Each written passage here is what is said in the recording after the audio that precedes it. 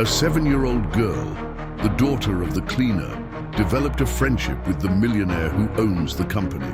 When she witnesses an elegant employee doing something unthinkable, her conscience won't let her stay silent. With remarkable courage, she marches to his desk, points at the woman and demands, "Uncle, fire that woman. She's very bad." He grows irritated until she details the cruel acts she witnessed. The shock on his face turns into horror when he realizes that the woman being exposed is none other than his own wife. The scent of beeswax and ambition hung in the air on the 42nd floor, an aroma that 7-year-old Lena couldn't yet decipher. Sitting on a small wooden stool hidden behind a giant fern, she was turning a sheet of copy paper into a garden of misshapen flowers with her colored pencils. To her, this office was a castle of glass and steel, a silent labyrinth where the loudest sounds were the hurried clicks of expensive shoes on polished marble and the low hum of computers that never slept. Her mother, Sophia, moved like a discreet shadow between the desks, her cleaning cart gliding effortlessly, her face focused on leaving everything spotless. Sophia always told her, "Be a little mouse, my love, quiet and invisible, so you don't bother anyone." And Lena tried, but her big, curious eyes absorbed everything. She saw the tired faces, the forced smiles, and the tense shoulders of the people who worked there, pinned to their chairs like butterflies on a board. The owner of the company, Mr. Arthur, was different. He didn't walk, he glided, a tall man with salt and pepper hair and a gaze that seemed to carry the weight of his entire immense fortune. Yet, whenever he passed Lena's hiding spot, a genuine smile would soften his features. "And how is my resident artist today?" he'd ask, his voice deep and kind, as he crouched down to admire her drawings. He saw in her a purity that money couldn't buy, a spark of life amid the monotony of his stock trades and investments. He affectionately called her "my little dividend of joy." To Lena, he was just Uncle Arthur, the gentle giant who gave her imported chocolates and whose hugs smelled of coffee and confidence. This unlikely friendship was her little secret, a ray of sunshine in this cold, impersonal environment. But today, something shattered the silent peace of her small world. A voice, sharp as a shard of glass, cut through the air. "Clara, get in here, now." Lena peeked through the fern's fronds. A stunningly elegant woman in a tight blue dress and a pearl necklace that gleamed like teeth was staring down a young secretary who was visibly trembling. The woman, Isadora, flipped through some papers with palpable disdain. "This is unacceptable. You are paid to be competent, not to waste my time with amateur mistakes. Did you even proofread this report?" The secretary, Clara, stammered, her eyes filling with tears. I did, ma'am. I thought it was all correct." Isadora's response was a dry, cruel laugh. "You thought, darling, we don't pay you to think. We pay you to execute orders flawlessly. It seems even that is too much to ask." Each word was a blow. The other employees around them lowered their heads, their fingers typing faster, their eyes glued to their screens, creating a bubble of deliberate indifference. No one looked. No one said a thing. Clara began to cry silently, tears streaming down her face as she apologized repeatedly. Lena felt a knot form in her throat. Her red-colored pencil stopped mid-petal. Her mother had taught her not to bother anyone, to be invisible. But what her mother hadn't taught her was how to ignore cruelty. She saw the pain on Clara's face and the cold satisfaction on Isadora's. The injustice of the scene was as clear and ugly as an ink smudge on her drawing. In that instant, her promise to be a quiet little mouse dissolved. A flame of indignation, hot and fierce, ignited in her chest. An idea, audacious and terrifying, began to form in her 7-year-old mind, an idea that could change absolutely everything. The image of Clara crying in silence was etched into Lena's mind, a dark stain on her day. Her mother, Sophia, approached discreetly, the lavender scent of the cleaning spray enveloping her like a soft hug. She ran a hand through her daughter's hair, noticing the stiffness in her small shoulders. "Is everything okay, sweetie? Remember, we're here to work. Don't look, don't listen, just draw your flowers." Sophia's voice was a whisper. Laden with an urgency Lena was beginning to understand. It was the urgency of fear of losing her job, of drawing attention, of being a problem. But her mother's words, once a safe harbor, now sounded like a cage. How could she not look when meanness was happening right in front of her? She nodded, a small, dishonest movement, and forced the colored pencil to move again. But the joy of drawing was gone. The world of adults, with its unwritten rules and disguised cruelty, seemed a dangerous and confusing place. She felt small, not because of her age, but because of her powerlessness. Later, the afternoon sun streamed through the immense windows, painting the marble floor with rectangles of gold. Most of the employees were out for lunch, and the office was quieter. Lena, still in her hideout, watched Isadora, the woman with the pearl necklace, approach the desk of a man named Robert. He was smiling proudly, showing her his computer screen. "It's ready, Ms. Isadora. The presentation for tomorrow's meeting. All the data on the profitability of the new investments is here. Mr. Arthur is going to be very pleased." Isadora leaned in, the smile on her lips not reaching her cold eyes. "Excellent work, Robert. Let me just take a quick look. Perhaps I can suggest something." Robert, flattered, got up to get a coffee, leaving her alone at his desk. Lena watched, her heart beating a little faster. She saw Isadora's nimble fingers dance over the keyboard. It wasn't a long movement.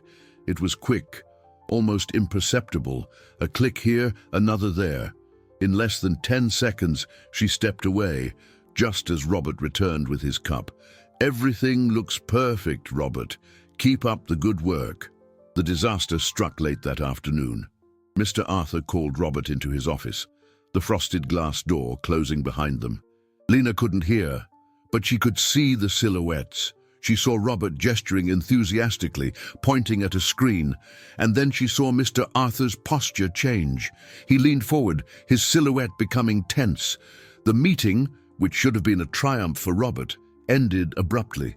Robert walked out of the office, pale, his face a mask of confusion and humiliation.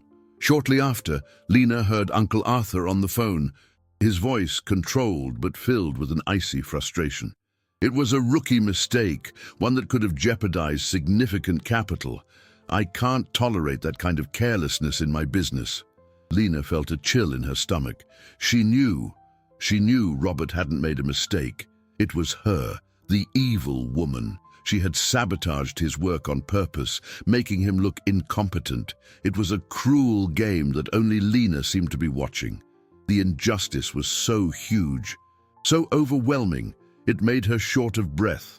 The silence her mother so valued now felt like a scream trapped in her throat, and she knew, with the absolute certainty of a child who sees the world in black and white, that she couldn't keep it trapped for much longer. She looked at the door to her Uncle Arthur's office, an imposing barrier of wood and glass. Behind that door was the only adult who could possibly fix this. But would he believe a 7-year-old girl over such an elegant and important woman? The days that followed were filled with a tension that Lena could feel in her fingertips. She became a silent observer, her drawing now a cover for her surveillance. Every time Isadora walked by, with her expensive perfume and her glacial smile, a shiver ran down Lena's spine. She noticed how employees shrank back, how lively conversations died into whispers as she approached. Isadora was like a storm cloud in a summer sky, and everyone seemed to know instinctively when it was time to seek shelter. Sophia, her mother, noticed the change in her daughter's behavior. Lena was quieter, her eyes more serious. "What is it, my angel? Are you tired of this place?" she asked one afternoon, her voice full of concern. Lena just shook her head. How could she explain what she saw? How could she put into words the subtle malevolence, the cruelty hidden behind good manners and designer clothes? Telling the truth would put her mother at risk, and the weight of this secret was almost too much for her small shoulders to bear. On Thursday, she witnessed the third act of this cruel play. A young analyst, Michael, with round glasses and a contagious enthusiasm, was pitching an idea to a department head. Lena, from her observation post, heard snippets of the conversation. Michael spoke of a new type of investment in green technology, something that could bring in a huge profit and improve the company's image. The manager seemed impressed, nodding in approval. Michael's face glowed with hope. Later, however, Lena saw Isadora talking to the same manager near the water cooler.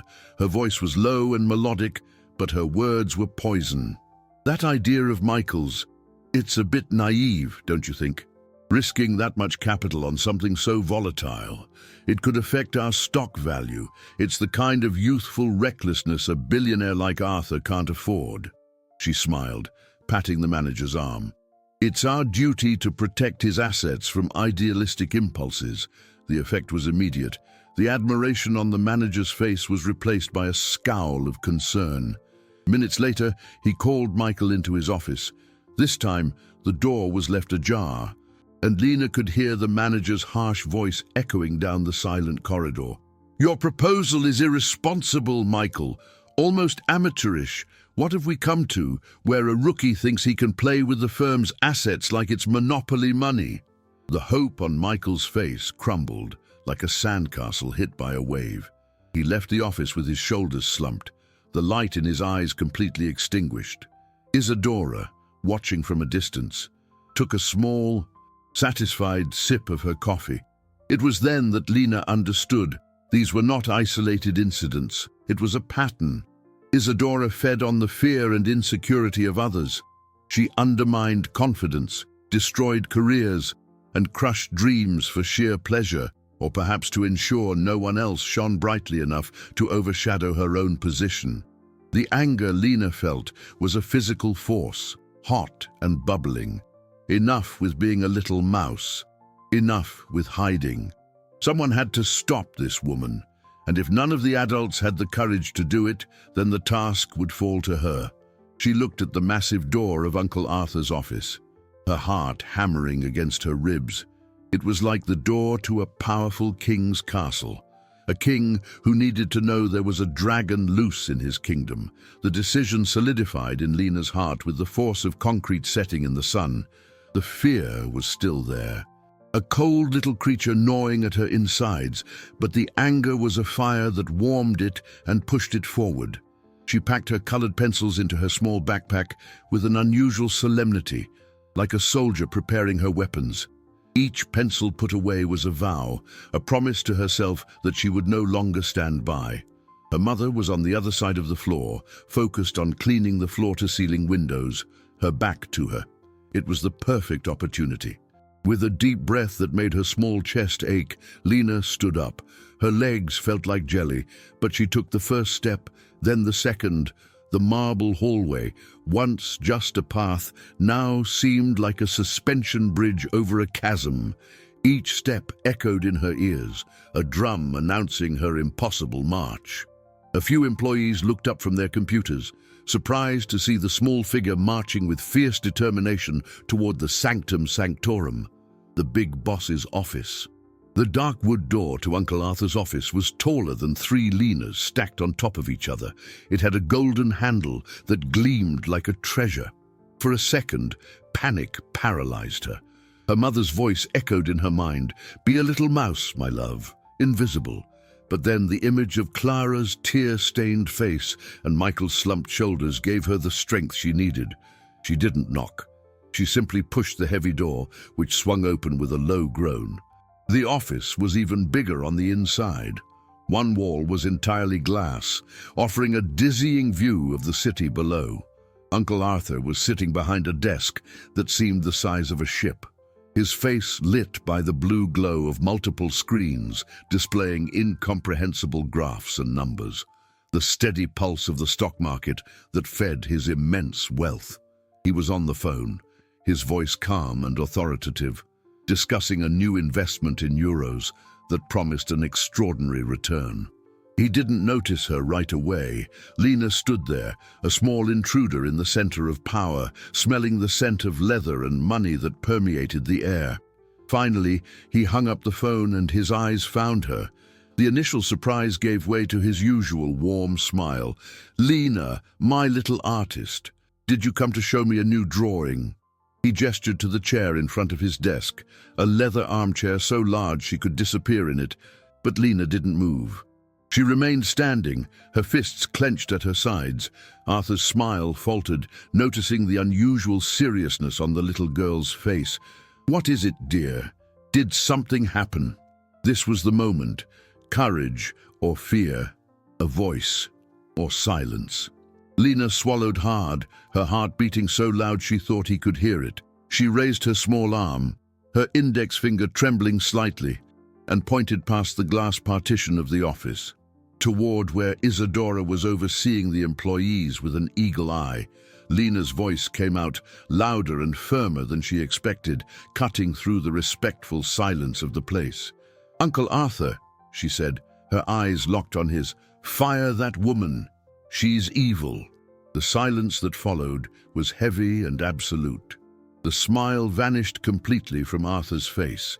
His expression, once kind, hardened, turning into a mask of annoyance and disbelief. The gentle giant was gone, and in his place was the billionaire who had no time for childish nonsense. His eyes narrowed, and a coldness Lena had never seen before took over his gaze. The air in the room grew thick, heavy with Arthur's disapproval. The kindness he had always shown Lena evaporated like dew in a harsh sun. His voice, when he finally spoke, had a cutting edge that made her flinch. "Lena, what is this? What kind of game are you playing? You do not point at people, and you certainly do not speak that way." He stood up, his imposing figure casting a shadow over her. The irritation on his face was clear. To him, this was just a child's whim, an impertinence disrupting his meticulously organized day, a day dedicated to managing a fortune that stretched across continents and currencies. "I apologize if someone has upset you, but this is a place of business. It's no place for childish accusations." He walked toward the door, his intention obvious, to take her back to her mother and end this bizarre episode. Fear threatened to swallow Lena whole. He didn't believe her. He saw her as just a silly little girl. Defeat was a bitter bile in her throat, but then the images returned, sharp and painful. Clara trembling, Robert humiliated, Michael desolate. Those people had no voice, but she did, and she couldn't waste it. "It's not a game." Her voice trembled, but it carried a desperate conviction that made him pause with his hand on the doorknob.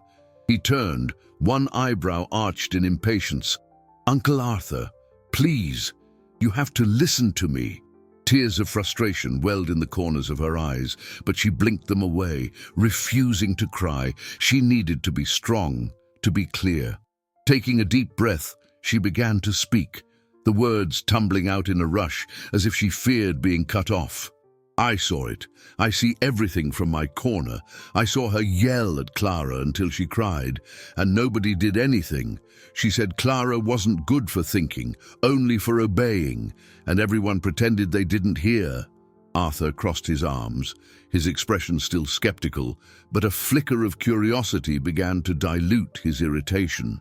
He listened to hundreds of business proposals, analyzed complex cash flows, and decided the fate of millions of dollars every day. But the earnestness in this child's voice was something he couldn't simply dismiss.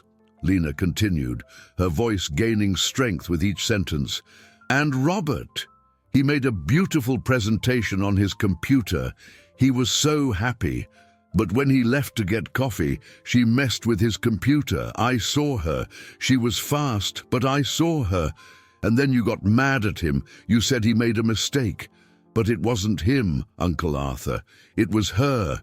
She made him look stupid on purpose." The detailed description of Robert's incident made Arthur flinch.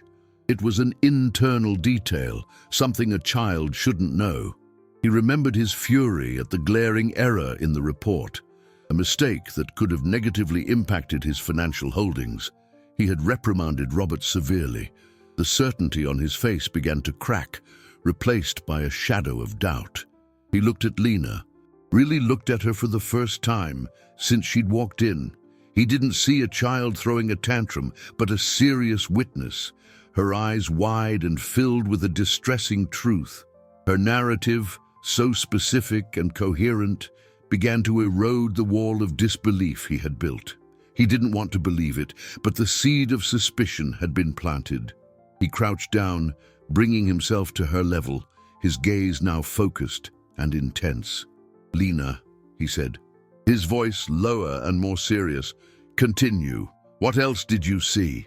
Lena felt a small wave of relief as she saw the change in Arthur's gaze. The coldness had receded, replaced by concentrated attention. He was listening. She took a deep breath, organizing the jumbled thoughts in her mind. The office, once an intimidating place, now felt like a stage where she was the only actor with the truth. "Michael," she went on, her voice steadier. "He had a really good idea about plants and things that don't pollute the world. His boss liked it. I saw him. But then she went to talk to the boss near the water cooler. She spoke quietly, but I heard her. She said Michael's idea was silly and dangerous for your money, that it would make you lose your assets." She mimicked Isadora's condescending tone, a syrupy voice with an undercurrent of contempt. "She said it was a boy's dream and that it could ruin your business." Arthur remained silent, his face impassive, but his eyes betrayed an inner storm. He remembered the manager's report on Michael's proposal. The words naive, risky, and imprudent jumped out in his memory. They were the same words Isadora often used when she wanted to discreetly undermine his confidence in someone or a project. "She does it all the time," Lena said, the realization hitting her with full force as she spoke. "She smiles, but her eyes don't smile. She makes people feel small and scared. Everybody lowers their head when she walks by. They're afraid of her, but it's not fair. They work hard, Uncle Arthur, and she just ruins everything." The simplicity of her analysis was brutally effective. She didn't use corporate terms like toxic work environment or psychological harassment. She used the words of a child who sees injustice in its purest form, the strong hurting the weak. Arthur stood up and walked to the large window, turning his back to Lena. He looked down at the city below, a vibrant metropolis built on ambition, power, and often cruelty. For years, he had isolated himself at the top, surrounded by numbers, charts, and reports. He trusted his managers, his senior team, to handle the human side of the company. He managed the capital, the net worth. They managed the people. It was an efficient division of labor. But Lena's words were like stones thrown into a still lake, the ripples spreading out and disturbing the calm surface of his certainties. He began to connect the dots, the high turnover rate of assistants, promising employees who suddenly lost their spark and resigned, negative reports about people he had once considered talented. He had always chalked it up to the pressure of the high-performance environment he cultivated. It had never occurred to him that there might be a subtle poison spreading through the halls, a deliberate corrosion coming from someone so close to him. He turned to Lena, his face a mask of seriousness. He wasn't fully convinced yet, but the doubt was a hook lodged in his mind. He needed more than a child's word, no matter how sincere it seemed. Yet he couldn't just ignore it. The loyalty in Lena's eyes was undeniable. "Lena, what you're telling me is very, very serious," he said, his voice grave. "You understand that, don't you?" Lena nodded, her chin held high. "I know. That's why I told you." Arthur sighed, the heavy sound of a man confronted with an inconvenient truth. "The woman you're talking about, Ms. Isadora, she isn't just an employee." He paused, his eyes fixed on hers, as if preparing her for a blow. "Lena, Isadora is my wife.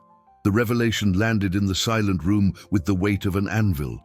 Lena's eyes widened in shock and horror. The dragon she was trying to slay wasn't just a monster in the castle, she was the queen. Lena's world tilted on its axis. The queen, the evil woman, was Uncle Arthur's wife.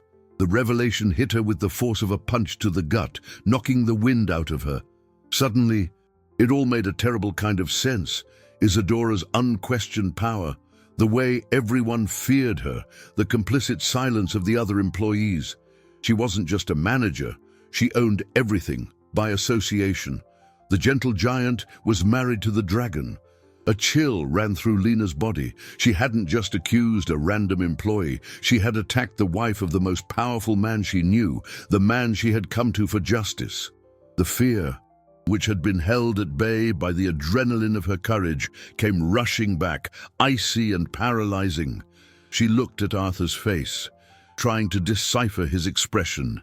There was no more irritation, only a deep weariness, a sadness that seemed to come from an old, dark place. He looked like a man who had just been told a truth that, deep down, he might have already known but refused to admit. The castle door she had pushed open didn't lead to a just king, but to a nest of complications her 7-year-old mind could barely begin to comprehend. "Your wife?" Lena whispered, the word feeling foreign in her mouth. Arthur nodded slowly, his eyes never leaving hers. "Yes, Lena, my wife." The silence stretched between them, filled with 1,000 unasked questions. What did this mean? That he would defend her, that he would be angry with Lena for speaking ill of her? Lena's head was spinning. She had made a terrible mistake. Her mother, what would happen to her mother? If the boss's wife found out, they would surely be thrown out. The image of her mother, working so hard, so proud of her job, being fired because of her, was unbearable. The tears she had held back with such effort finally escaped, streaming hot and silent down her face. "I'm sorry," she sobbed, her small body trembling. "I didn't know. Please, don't tell her. Don't fire my mom." The desperation in her voice seemed to break something inside Arthur. The facade of the impenetrable billionaire, the master of the corporate universe, crumbled. He knelt again, this time not with the authority of a boss, but with the tenderness of a man seeing a child in genuine distress. Hey, look at me," he said, his voice soft. He took her small hands in his, which were large and warm. "Nobody is going to fire your mother. Do you hear me? You were very brave to come in here and tell me this, the bravest thing I've ever seen anyone do in this building." His words were a balm to Lena's panic. She looked up at him through her tear-filled eyes. "But she's your wife," she repeated, the confusion still clouding her reasoning. Arthur sighed, a sound that carried the weight of years of denial. "Yes, she is. And maybe that's why no one has ever had the courage to tell me what you told me today." He looked past Lena, at his life, at his marriage, at the empire he had built, and saw, perhaps for the first time, the cracks in the foundation. For years, he had focused on accumulating wealth, on growing his assets, on diversifying his investments in gold, crypto, and international stocks. He saw people as pieces on a chessboard, moving them to ensure maximum profit. He had forgotten to look at their faces, to hear their voices. A 7-year-old girl, the cleaner's daughter, had just taught him the most brutal and necessary lesson of his life. The truth had been spoken. The seed of doubt was no longer a seed. It was a deep and thorny root, growing quickly in his heart. The dynamic had irrevocably shifted. The silent war for the well-being of the employees in this company was no longer Lena's alone. Now, the king knew there was a dragon in his castle. The question was, what was he going to do about it? In the days following that fateful conversation, a subtle yet palpable shift settled over the 42nd floor. Lena, now aware of Isadora's true identity, felt the weight of her secret with every passing moment. She tried to focus on her drawings, but her eyes inevitably sought out the elegant figure of the boss's wife, watching her with a mixture of fear and fascination. For his part, Arthur began to observe his own workplace with new, critical eyes. Lena's words haunted him, forcing him to re-evaluate interactions he had once considered normal. He started noticing the frightened glances, the interrupted conversations, and the tension Isadora left in her wake. She was never openly rude in front of him. Her cruelty was a subtle art, practiced in the shadows, with double-edged words and smiles that didn't reach her eyes. He noticed how she would praise an employee in front of him, only to later, in a casual remark, plant a seed of doubt about that same person's competence. It was masterful manipulation, a power game he, in his bubble of deals and numbers, had never perceived. Isadora's campaign to discredit Lena and her mother began insidiously. She didn't know about the conversation in the office, but the closeness between the girl and her husband bothered her. She saw Arthur's genuine affection for Lena as an anomaly, a weakness. "Darling, don't you think it's a bit inappropriate?" she remarked one evening over dinner in their lavish penthouse apartment, the city glittering at their feet. The cleaning lady's daughter, running around the office. It sends a message of unprofessionalism. Besides, you never know about the character of those people. Arthur, who might have once agreed distractedly, now felt a pang of disgust. "She's a child, Isadora, and her mother is an exemplary employee." His defense was calm but firm, which surprised Isadora and put her on alert. She sensed a new resistance in him, a wall that wasn't there before. This only hardened her resolve to remove this little stone in her shoe. The first direct attack came disguised as concern. Isadora approached Sophia as she was cleaning the break room. "Sophia, dear, I need to have a word with you." Her voice was honey, but her eyes were ice. "I appreciate your work, but I've been receiving a few complaints, small objects vanishing from desks. Nothing of value, of course, a picture frame, an expensive fountain pen. You know how it is." The accusation was veiled, but the message was clear. Sophia's face turned pale. In 20 years of work, her honesty had never been questioned. "Ma'am, I would never touch anything that isn't mine." Sophia's voice trembled, humiliation burning her cheeks. Isadora patted her on the shoulder, a gesture that was more of a threat than a comfort. "I know, dear, I know, but perception is everything, and having your daughter here every day, it can lead to misunderstandings. Perhaps it would be better for everyone if she didn't come anymore." Lena, who was listening from behind the door, felt the floor drop out from under her. The threat was real. The evil queen wasn't just attacking her, but trying to destroy her mother's reputation, the only thing they truly owned besides each other. The war had been declared, and Lena realized with growing terror that her courage had placed the person she loved most in the world directly in the line of fire. Isadora's veiled threat hung over Sophia like a dark cloud. She became more withdrawn, her movements even quieter and more hurried. The fear of losing her job was a constant presence, a knot in her stomach that wouldn't go away. She tried to forbid Lena from coming back to the office, suggesting she leave her with a neighbor, but Lena vehemently refused. "I'm not leaving you here alone, Mom. I have to stay with you." There was a fierce determination in her eyes that Sophia couldn't break. Lena knew she couldn't abandon the battlefield now, not when her mother was under attack because of her.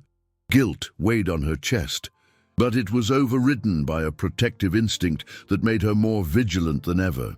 She felt like a little sentry, guarding her mother from the dragon who breathed lies instead of fire. The office, once a glass castle, now felt like enemy territory, filled with invisible traps.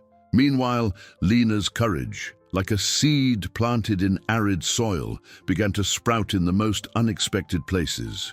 Clara, the secretary who had been humiliated, started leaving little chocolates in Lena's backpack.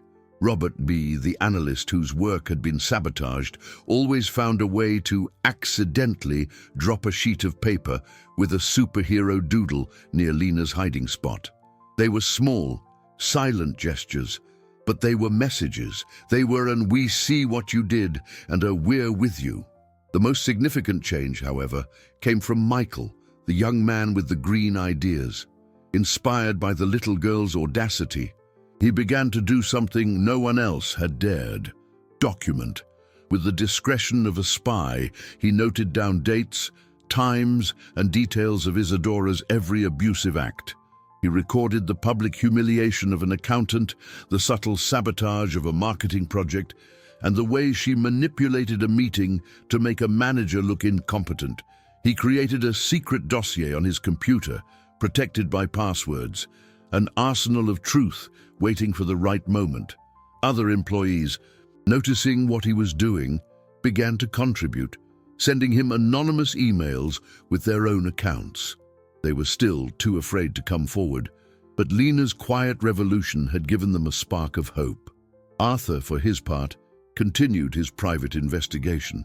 He began having informal conversations with trusted employees, people who had been with the company for years. He didn't mention Isadora directly, but he asked about team morale, about the day-to-day challenges. At first, the answers were evasive, filled with the corporate jargon that hid the truth. But Arthur was persistent. His genuine concern, something he hadn't shown in a long time, began to break down the barriers of fear. One longtime manager, after much hesitation, finally confided, "Mr. Arthur, people don't feel safe to innovate. There's a constant fear of making a mistake. A mistake here isn't a learning opportunity. It's a nail in your career's coffin." The confession didn't name names, but Arthur knew exactly who he was talking about.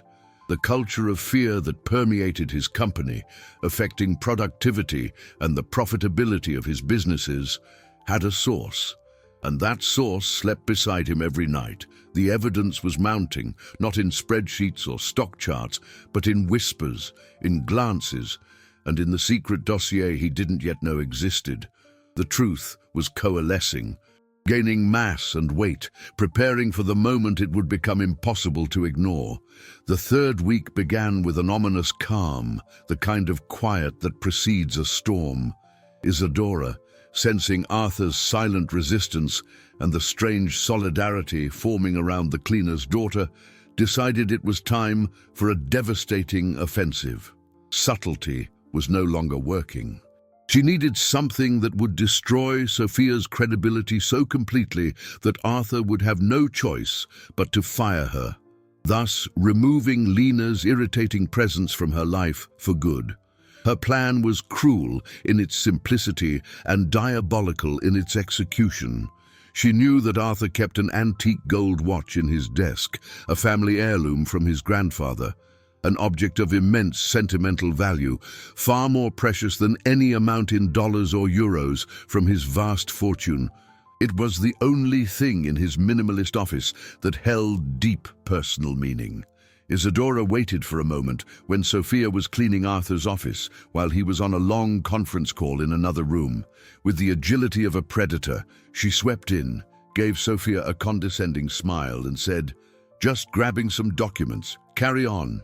While pretending to look for something in a drawer, she skillfully palmed the gold watch from the desk and, as Sophia turned her back to empty the trash can, she slipped it into the side pocket of the cleaning cart, burying it under some dirty rags. She left the room as casually as she had entered, leaving a ticking time bomb behind. The chaos erupted an hour later. Arthur finished his call and, upon sitting at his desk, immediately noticed the watch was missing. A cold panic washed over him. He checked his drawers, under his papers, in his briefcase. Nothing. It was Isadora who suggested the terrible possibility. "Darling, are you sure where you left it? The cleaning lady was just in here. I don't want to accuse anyone, but times are tough." The poisonous seed was planted. Reluctantly, Arthur called the head of security. Company policy demanded an immediate investigation in the event of theft. Sophia was called to the security office, her face a mask of confusion and fear.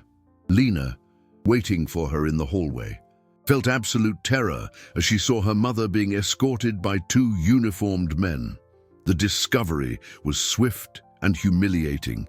In front of Sophia, the head of security, and Arthur, who watched with a heavy heart, the cleaning cart was searched. And there, nestled among the dirty rags, was the gold watch, gleaming accusatorily. Sophia gasped, the air stolen from her lungs. "No, I didn't. I swear, I didn't do it." Tears streamed down her face, the desperate denial in her voice. But the evidence was damning. The stolen object was found among her work belongings. To the head of security, the case was closed.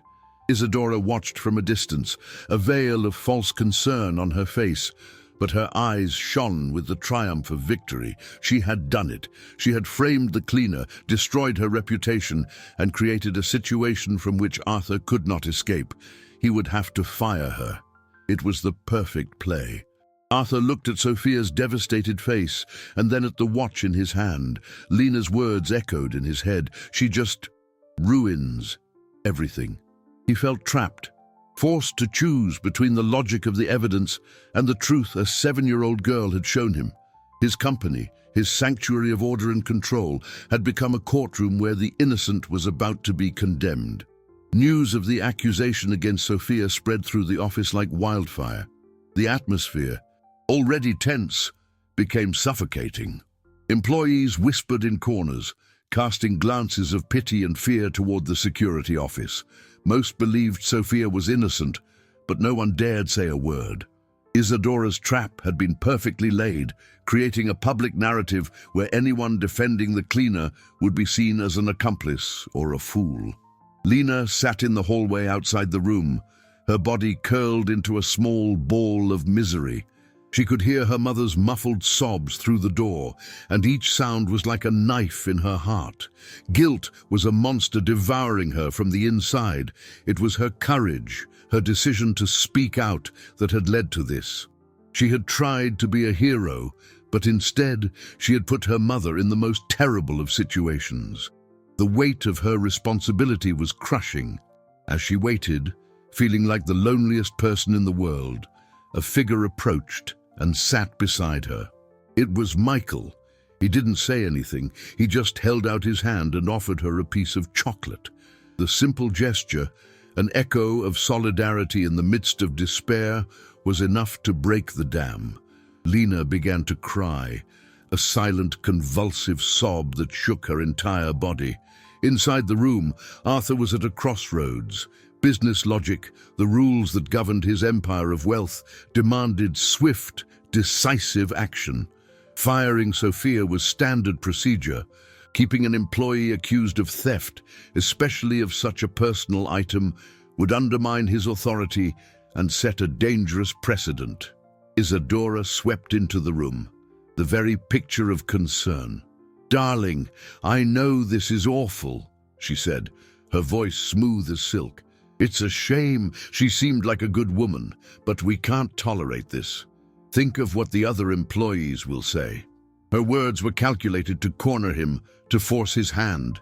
But Arthur looked at Sophia's face, ravaged with pain and humiliation, and saw the same injustice Lena had described.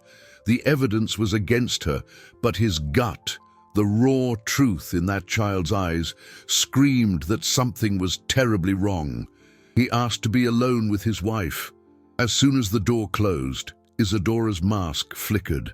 "Arthur, don't hesitate. Do what needs to be done." The coldness in her voice struck him. "And what exactly needs to be done?" "Isadora," he asked, his tone dangerously calm, "fire a woman based on evidence that has appeared far too conveniently."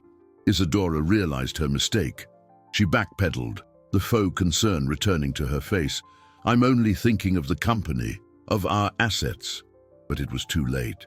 The seed of suspicion Lena had planted had grown into a tree of certainty in Arthur's heart. He finally saw the pattern, the calculated cruelty he had ignored for so long. He felt like a blind fool, manipulated within his own kingdom. The anger he felt wasn't just for Isadora, but for himself, for his complacency, his negligence. He had allowed this poison to spread, affecting the lives of innocent people. He looked at his wife, and for the first time in many years, he didn't see the woman he had loved, but a stranger, a manipulator whose need for control knew no bounds. The decision he made in that moment wasn't about a stolen watch or one employee. It was about the soul of his company, and perhaps his own. He walked out of the room, leaving Isadora behind, and went to the hallway where Lena was crying. He crouched in front of her, his gaze firm and resolute. "Lena," he said, his voice filled with a new authority, "I need you to be brave one more time." Arthur's request echoed in the silent hallway, a spark of hope in Lena's darkness. She lifted her tear-stained face, her red, swollen eyes meeting his. Courage. She didn't think she had any left. The disaster with her mother had drained all her reserves. But Arthur's expression wasn't one of pity. It was one of respect. He wasn't talking to a child, but to an ally. What do I need to do?" she whispered, her voice hoarse from crying. "I need you to tell me everything again," he said, his voice low but intense. "But this time, not just to me, to everyone." The idea was terrifying, to speak in front of all those adults, with the evil queen watching, ready to tear her down. Fear made her want to shrink away. But then she looked at the closed door behind which her mother was suffering, accused of something she didn't do. That love, the most powerful force in her small universe, overrode the fear. She nodded, an almost imperceptible but firm movement. Arthur stood up and, with an authority he hadn't wielded in years, called an emergency all-hands meeting in the main lobby. No one knew why, but the tone of his voice left no room for questions. In minutes, the vast marble atrium was filled with employees. The silence was tense, charged with speculation and anxiety. Sophia was brought to the center, pale and trembling, standing beside a grim-faced Arthur. Isadora joined them, positioning herself at her husband's side, projecting an image of support and solidarity, but her eyes shone with a predatory light. She believed this was the moment of public execution, the consolidation of her victory. Then Arthur called for Lena. Holding her small hand tightly, he guided her to the center of the circle of curious faces. A murmur went through the crowd. What was the cleaner's daughter doing here? "Today," Arthur began, his voice resonating in the cavernous space, "a very serious accusation was made, an accusation of theft against Sophia, a dedicated employee. The evidence appears conclusive." He paused, letting the weight of his words sink in. Isadora stepped forward, ready for her speech on trust and integrity, but Arthur held up a hand, silencing her. "However, sometimes the things we see are not the whole story. Sometimes the truth comes from the most unexpected source." He looked down at Lena. "Lena has something to say." All eyes turned to the little girl. Her heart was pounding, a war drum in her chest. She looked at her mother's frightened face, at Isadora's triumphant expression, and at the dozens of employees who had suffered in silence. She took a deep breath and began to speak. Her voice, small but clear, filled the silence. She told them about Clara's humiliation, about the sabotage of Robert's work, about the manipulation against Michael. She didn't stammer. Every word was precise, every detail vivid. She was no longer just reporting facts. She was giving voice to the pain and fear that everyone there felt. Isadora tried to interrupt, laughing dismissively. "Arthur, this is ridiculous. You're going to believe the fantasies of a child." But Arthur wasn't looking at her. His eyes were fixed on Michael, who, upon hearing Lena's account, stepped forward, his face pale but resolute. "It's not a fantasy," he said, his voice trembling but firm. "I have proof." He opened his laptop, and in seconds, the secret dossier was projected onto the large screen in the reception area. Emails, dates, times, testimonies. Isadora's systematic cruelty, documented in irrefutable detail. What had been a whisper became a roar. The crowd gasped. Isadora's mask finally shattered, revealing the naked face of malice. She looked at her husband, expecting him to defend her, to put an end to this farce, but Arthur just looked back at her with a cold, profound disappointment. The Queen was naked in her own court, and it was the voice of a child who had dared to say she wore no clothes. The revelation of Michael's dossier was the wave that broke the dam of fear. The tense silence of the atrium was replaced by a growing murmur of confirmation. Robert stepped forward. "It's true. The sabotage of my report, it happened exactly like the little girl said." Then came Clara, the tears in her eyes now of relief, not pain. "Ms. Isadora, she told me I was useless, that my presence at the company was a liability to the cash flow." One by one, other employees began to speak, their voices joining in a chorus of validation. The stories, once locked away by fear, were now shared openly, each one reinforcing the next, painting a devastating picture of power abuse and psychological manipulation. Isadora's authority, built on silence and intimidation, crumbled in minutes under the weight of collective truth. She stood exposed in the center of the atrium, her face pale with rage and shock. The woman who controlled everything had lost control spectacularly. Her only weapon was denial. "They're all liars, ungrateful. They're trying to destroy our family, Arthur, our fortune. Are you going to believe them over me?" But Arthur was no longer listening. He walked toward Sophia, who was watching everything, stunned. He took the gold watch from the security guard's hand and held it out to her, not as a stolen object, but as a peace offering. "Sophia," he said, his voice thick with remorse, "I offer you my deepest apologies. To you and to everyone who has been hurt in this company under my watch. I was blind, and I regret it more than words can say." He turned to the head of security. "There is no case here. Ms. Sophia is cleared of all suspicion." Then his eyes met Isadora's, and the coldness in them was absolute. "As for you, Isadora, you are terminated from any and all positions at this company, effective immediately. Our lawyers will be in touch." There were no shouts, no scene, just the calm, final declaration of an end to an era of tyranny. Isadora, defeated, turned and walked away. Her once proud stride, now hurried and shameful, the sound of her heels echoing her solitary retreat from the empire she had helped poison. With her departure, it was as if a dark cloud had lifted, allowing the sun to stream in. An atmosphere of relief and quiet celebration filled the space. Sophia, finally free from the weight of the false accusation, hugged Lena tightly, crying into her hair, "My brave daughter, my hero." Their embrace was a sanctuary, the epicenter of this small revolution. Arthur watched the scene, a complex feeling of sadness and hope stirring within him. He had built a business empire, a vast portfolio of assets and stocks, but he had nearly lost his humanity in the process. It took the unwavering honesty of a child to remind him of what truly mattered: dignity, respect, justice. He approached Michael. "What you did, that took immense courage. Starting tomorrow, I want you to lead a new employee wellness committee.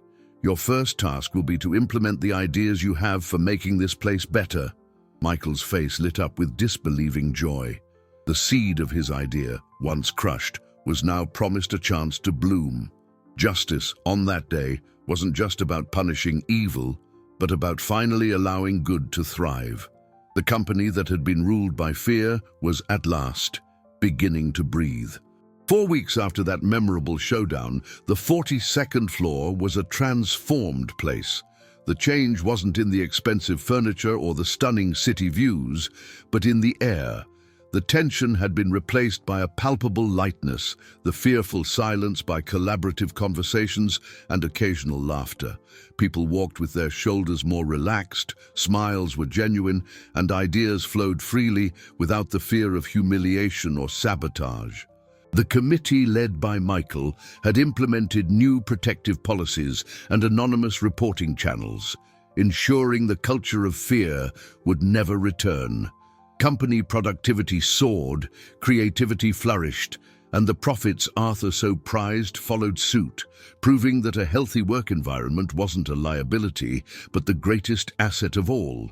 Arthur, for his part, spent less time locked in his office analyzing the returns on his investment funds and more time walking the floors, talking to his employees, learning their names, and listening to their stories. He and Isadora had separated.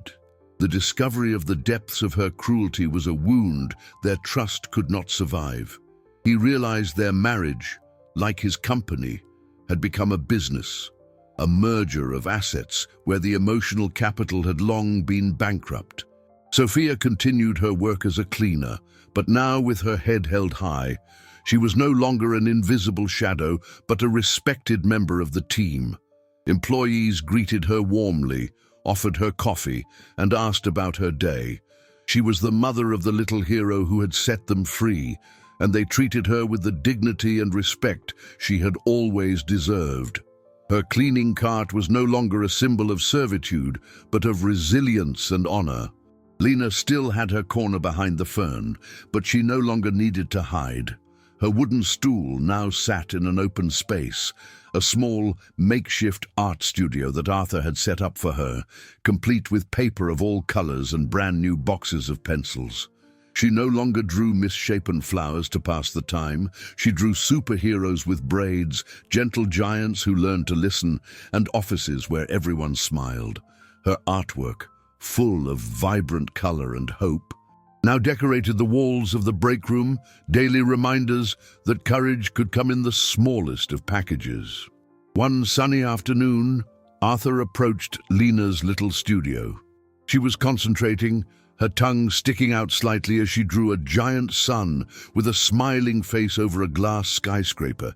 He crouched beside her, no longer the billionaire owner of the company, but a friend. "You know, Lena," he said, his voice soft.